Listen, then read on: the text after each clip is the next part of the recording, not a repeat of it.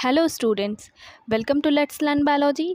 I'm Suman Bharti and today I will discuss about MCQs. Okay, पिछली classes में हम लोगों ने द लिविंग वर्ल्ड के कुछ MCQs को डिस्कस किया था। वो हमारा MCQs क्लास 2 था और ये हमारा MCQs क्लास 3 है।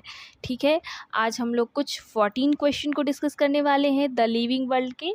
ओके, और अगर अभी तक आप लोगों ने मेरा द लिविंग वर्ल्ड के प्लेलिस्ट को नहीं देखा है तो प्लीज़ उस प्लेलिस्ट को जाके देखें, उस चैप्टर को जाके पढ़ें, तभी आप लोगों को नेक्स्ट MCQ समझ में आएंगे। ओके, तो वीडियो को स्टार्ट करने से पहले हमारे चैनल को लाइक, शेयर एंड सब्सक्राइब करें। और चलिए स्टार्ट करते हैं हम लोग अपना MCQs। ओके, तो हम लोग आते हैं अपने फर्स्ट MCQs पे। देखिए हमारा फर्स्ट MCQs क्या है। फर्स्ट MCQs है हमारा जो कि 31 क्वेश्चन नंबर से शुरू हो रहा है, क्योंकि हम लोगों ने 30 MCQs को पिछले 2 क्लासेस में कर लिए हैं। ओके, तो हमारा 31 MCQs है। Taxonomic study of various species of plants, animals and other organism is useful for humans beings because it helps in field of taxonomic study of various species plants, animals and other organism, ये human beings के लिए useful क्यों है। ठीक है, तो उसके बारे में बताना है। तो ये किस फील्ड में हेल्प करते हैं, ऑप्शन हम लोग देख लेते हैं। पहला ऑप्शन है हमारा एग्रीकल्चर, दूसरा इंडस्ट्री, तीसरा फॉरेस्ट्री एंड चौथा है हमारा ऑल ऑफ दीज। तो आंसर क्या हो जाएगा हमारा ऑल ऑफ दीज, क्योंकि सभी इंडस्ट्रीज फील्ड में जो है टैक्सोनॉमी और study of various species plants animals के, ये सभी फील्ड में काम आते हैं, है ना। अब हम लोग आते हैं अपने नेक्स्ट क्वेश्चन नंबर 32 पे। Taxonomic study of a newly discovered organism is done by. Taxonomic study जो है न्यूली डिस्कवर्ड ऑर्गेनिज्म का किस तरह से किया जाता है। फर्स्ट ऑप्शन है identifying it only, gathering information about its habitat and habit only, collecting its actual specimen and then identifying and classifying it. चौथा है हमारा studying previously recorded information about various other organisms. तो हमारा option कौन सा सही होगा, ऑप्शन नंबर 3 इज़ करेक्ट, क्योंकि कलेक्टिंग इट्स एक्चुअल स्पाइसमेन, उसके एक्चुअल स्पाइसमेन को कलेक्ट करना और उसके बाद उसे आइडेंटिफाई करके क्लासीफाई करना। ठीक है, ये हमारा रियल प्रोसेस होता है टैक्सोनॉमिक स्टडी के लिए। ओके, अब हम लोग आते हैं अपने नेक्स्ट क्वेश्चन नंबर 33 पे। क्या है, in herbarium actual finally preserve specimen of space are systematically arranged. Herbarium में कौन से स्पाइसमेन को सिस्टमेटिकली अरेंज्ड किया जाता है। ठीक है, हर्बेरियम है। हर्बेरियम में हम लोगों ने क्या पढ़ा है NCERT में कि हर्बेरियम में प्लांट्स को अरेंज किया जाता है सिस्टमेटिकली। तो हमारा ऑप्शन नंबर कौन सा सही हो जाएगा, 2। ठीक है, अब हम लोग आते हैं अपने नेक्स्ट क्वेश्चन नंबर 34 पे। ठीक है, क्या है, herbarium seeds provide information about. Herbarium seed जो है वो किस चीज़ के बारे में इंफॉर्मेशन देता है। तो ऑप्शन हम लोग देख लेते हैं। पहला ऑप्शन है place from where animal specimen is collected, place and date on which plant specimen was collected. Third option है only botanical names of the plant specimen mounted on it. Fourth option है date, place and local name of a cellular organism mounted on such seeds. ठीक है, तो first option में सिर्फ place को बताया गया है, तो ये हमारा गलत हो जाएगा। और सेकंड ऑप्शन में क्या है, प्लेस एंड डेट, ये सही लग रहा है। फिर भी थर्ड को देख लेते हैं, ओनली बोटानिकल नेम।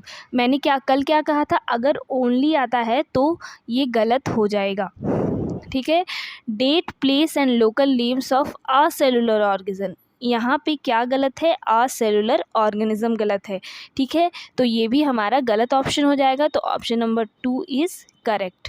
ठीक है, ये फोर्थ नंबर ऑप्शन सही होता अगर ये यहाँ पे अ सेलुलर की जगह में सेलुलर ऑर्गेनिज्म लिखा हुआ होता। ठीक है, अब हम लोग नेक्स्ट क्वेश्चन पे आते हैं, क्वेश्चन नंबर 35।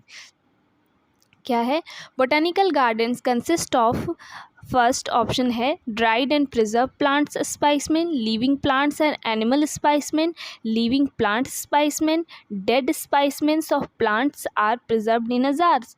ठीक है, बोटानिकल गार्डन्स है, बोटानिकल गार्डन्स है दैट मीन्स क्या होंगे, यहाँ पे प्लांट्स होंगे, प्लांट्स होंगे और कैसे प्लांट्स होंगे, जो लिविंग होंगी। ठीक है, तो फर्स्ट ऑप्शन में क्या है, ड्राई एंड प्रिजर्व प्लांट, ये ऑप्शन गलत हो जाएगा। सेकंड में क्या है, लिविंग प्लांट्स एंड एनिमल्स, ये भी गलत हो जाएगी क्योंकि एनिमल्स नहीं होंगे। ठीक है, थर्ड ऑप्शन क्या है, लिविंग प्लांट्स स्पाइसमेन, ये ऑप्शन सही होंगे। और फोर्थ में क्या है, डेड स्पाइसमेन, तो ये तो ऐसे ही गलत हो जाएंगे, है ना। तो 36 नंबर ऑफ क्वेश्चन हम लोग देखते हैं, ये क्या है, a famous botanical garden known as royal botanical garden is located in, इसका आंसर हो जाएगा आपका सेकंड, क्यू इन इंग्लैंड। ठीक है, famous botanical garden, royal botanical garden जो है वो आपका क्यू इंग्लैंड में है। ठीक है, अब हम लोग नेक्स्ट क्वेश्चन पे आते हैं, क्वेश्चन नंबर 37, ये है, in museum specimens are preserved carefully so that they can be used for, museum में स्पाइसमेंट को केयरफुली प्रिजर्व किया जाता है, क्यों। तो ये ऑप्शन देखते हैं हम लोग, रिसर्च पर्पस के लिए, study of breeding among plants and animal, third option है एग्जीबिशन के लिए, और फोर्थ ऑप्शन है more than one option is correct. तो हमारा more than one option is correct, क्योंकि ये तीनों पर्पस के लिए स्पाइसमेंट को प्रिजर्व किया जाता है। ठीक है, अब हम लोग 38 क्वेश्चन नंबर देखते हैं, in museum insect are preserve by, option में देखते हैं, पहला ऑप्शन है pinning without killing them and then preserving in container, second option है killing, pinning and then mounting in a special boxes, third option mounting them alive in a jar with various preservative solution, killing, pinning and then stuffing them. तो option क्या हो जाएगा हमारा, 2 is correct, killing, pinning and then mounting in a special boxes, उन्हें एक special boxes में क्या है, प्रिजर्व करके रखा जाता है ना। अब हम लोग आते हैं नेक्स्ट क्वेश्चन, क्या है, 39 question, the place where did animals are kept in captivity under humans are is known as, human के देखरेख में जहाँ पे एनिमल्स को रखा जाता है उसे क्या कहते हैं, उसे हर्बेरियम तो कहेंगे ही नहीं, म्यूज़ियम भी नहीं कह सकते क्योंकि वहाँ पे डेड ऑर्गेनिजम्स होते हैं, बोटानिकल गार्डन्स में सिर्फ प्लांट्स होते हैं, तो क्या हो जाएगा, जूलॉजिकल पार्क्स। ओके, 40 क्वेश्चन है, animals in zoological park are kept in fully man made environmental, second है कंटेनर विथ प्रिजर्वेटिव सोल्यूशन, ये भी गलत हो जाएगा, ये भी गलत हो जाएगा, condition similar to natural habitat, ये हमारा सही आंसर होगा, क्योंकि किसी भी जूलॉजिकल पार्क में लिविंग ऑर्गेनिजम्स को, लिविंग एनिमल्स को उन्हीं के हैबिटेट में, उनके नेचुरल हैबिटेट में उन्हें रखा जाता है ना।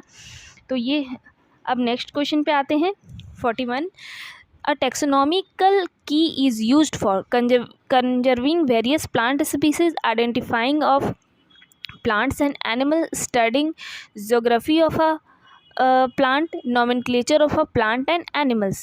तो इसका आंसर हो जाएगा आइडेंटिफाइंग प्लांट्स एंड एनिमल्स। ठीक है, 42 क्वेश्चन है, each statement of the key is called, की के स्टेटमेंट में ईच स्टेटमेंट को क्या कहते हैं, की को हम लोगों ने कहाँ पढ़ा था, एनसीईआरटी की बुक में। ठीक है, तो उसमें क्या था कि ईच स्टेटमेंट जो की में लिखा हुआ होता है उसे हम लोग लीड बोलते हैं। ओके, क्या बोलते हैं, लीड। ठीक है, 43 नंबर क्वेश्चन, फ्लोरा क्या है, मैं जूम कर देती हूँ थोड़ा सा, flora contains dead specimens of plant which are carefully preserved, second collection of skeleton of animals only, actual account of habitat and distribution of plants of a given area, fourth option है information of any one section of plants। तो इसका answer हो जाएगा 3, क्योंकि flora and fauna ये दो नाम आप लोगों ने सुना होगा, फ्लोरा दैट मीन्स की plants and fauna that means की एनिमल स्पीसीज। ठीक है, तो फ्लोरा है मीन्स कि यहाँ पे actual account of and habitat distribution of plants in a given area, एक एरिया में एक फ्लोरा का, एक फ्लोरल पार्ट्स का कितना डिस्ट्रीब्यूशन है उसे ही हम लोग क्या कहते हैं, फ्लोरा कहते हैं ना। तो ऑप्शन नंबर हमारा 3rd इज़ करेक्ट। अब 44 क्वेश्चन है, information about any one section of plants और animals can be found in, किसी एक टैक्सोन प्लांट्स या एनिमल्स के बारे में इंफॉर्मेशन हमें कहाँ मिलता है? तो इसका थर्ड ऑप्शन इज़ करेक्ट, क्योंकि ये हो जाएगा आपका मोनोग्राफ। मोनो मतलब सिंगल एंड मोनोग्राफ आप लोग ऐसे तुक्का भी मार सकते हो या फिर एक आइडिया भी लगा सकते हो कि मोनोग्राफ जो हो यही सही आंसर हो सकता है ना, क्योंकि म्यूज़ियम, हर्बेरियम, फ्लोरा इन सभी में क्या है, ये सारे चीज़ नहीं आते हैं। ओके, तो ये हमारा 14 क्वेश्चन यहाँ पे ख़त्म होता है। अब हम लोग नेक्स्ट क्लासेस में और भी MCQs को करेंगे द लिविंग वर्ल्ड के। ठीक है, अगर ये MCQs के क्लास आप लोगों को अच्छा लगा है तो प्लीज़ हमारे चैनल को लाइक, शेयर एंड सब्सक्राइब करें। और अभी तक अगर आप लोगों ने हमारे प्लेलिस्ट को, द लिविंग वर्ल्ड के प्लेलिस्ट को नहीं देखा है तो प्लीज़ वहाँ जा कर के देखें और उसे चेक करें। ठीक है, और कमेंट करके ज़रूर बताएं कि आज का क्लास आप लोगों को कैसा लगा। अगर कुछ कमी है इसमें तो मैं ज़रूर सुधार करने की कोशिश करूँगी और आप लोगों के पास बेस्ट से बेस्ट क्लास बनाने की कोशिश करूँगी। Okay, thank you.